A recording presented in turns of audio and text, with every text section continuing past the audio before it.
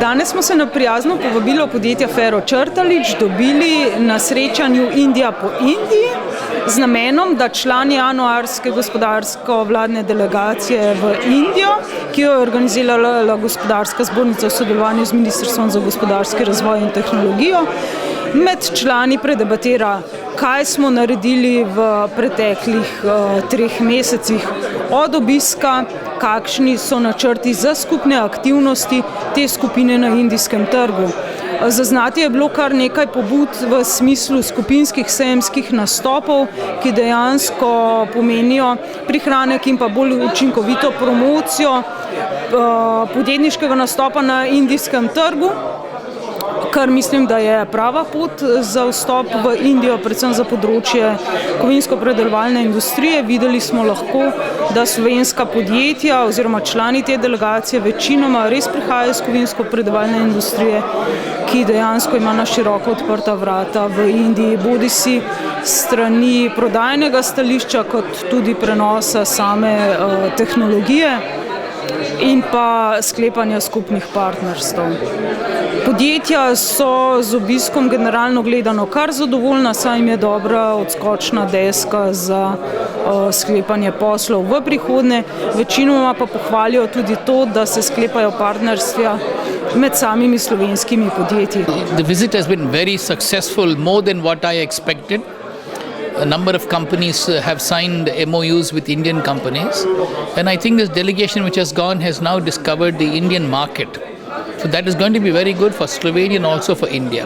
Danes se tu srečujemo na dogodku Indija po Indiji. Kakšno je sodelovanje z to državo?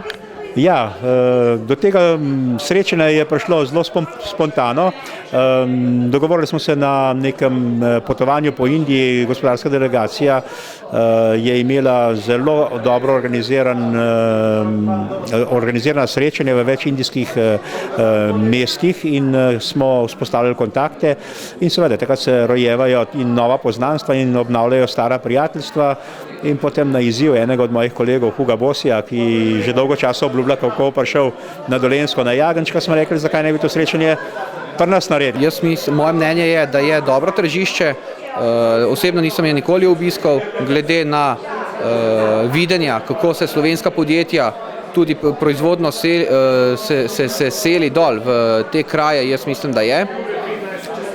Za našo branžo, kar se tiče našega podjetja, Blast Technik, ki izhaja iz Fero Črtalič, le z servisnimi storitvami, zaenkrat še ne. Absolutno pa verjamem, da v prihodnje, ki bo imel Fero Črtalič še bistveno več teh inštalacij, tudi mi vidimo našo pot dol. Vtisi so pozitivni, ker smo tam imeli dosti sogovornikov na teh B2B meetingih. To se pravi, da smo poskusili navezati neke prve kontakte, vsaj kar se tiče našega podjetja, da bi dobili poslovnega partnerja, ki bi uvažal in inštaliral našo opremo na indijskem trgu.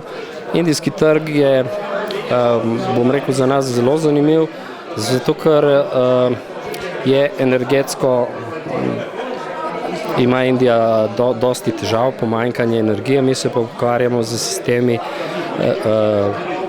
to se pravi z učinkovito rabo energije v hotelih, poslovnih stavbah in tako naprej.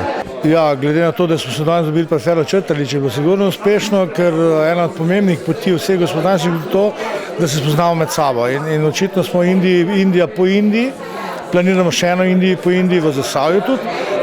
Je bilo definitivno uspešno, s tem, da je pa to posod trdim, kjerkoli se tudi pogovarjamo.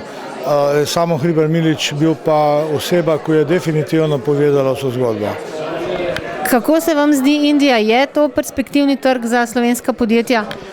Za nas sigurno je, s tem, da se moramo dogovoriti, glede na to, da jaz zastopam firmo, ki dela v rudarski industriji in v eksplozijsko ogroženih prostorih, je Indija ogromen trg. Če samo povem za primerjavo, glede na to, sem bil na državnih rudnikih pri generalnem direktorju, je zaposlenih v državni rudniški zgodbi 365.000 ljudi, kar bo kar Ljubljana. Vse ostalo v rudarstvu v Indiji dela preko 2 milijona ljudi. Tako da v bistvu so ogromne potencijali, ogromno imajo naše firme možnosti za tehnologijo, je pa dejstvo, da tle brez nekega finančnega državnega suporta ne bo šlo. kajti konkurenca na trgu je ogromna povsod.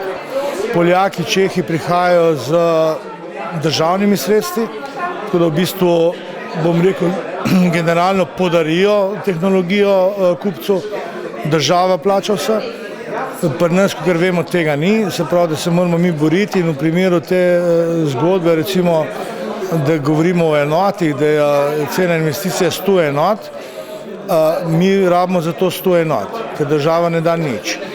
Poljaki, Čehi pa pridejo z nič enotam, se pravi, da v bistvu ne moramo konkurirati. Tukaj je konkurenca nemogoča.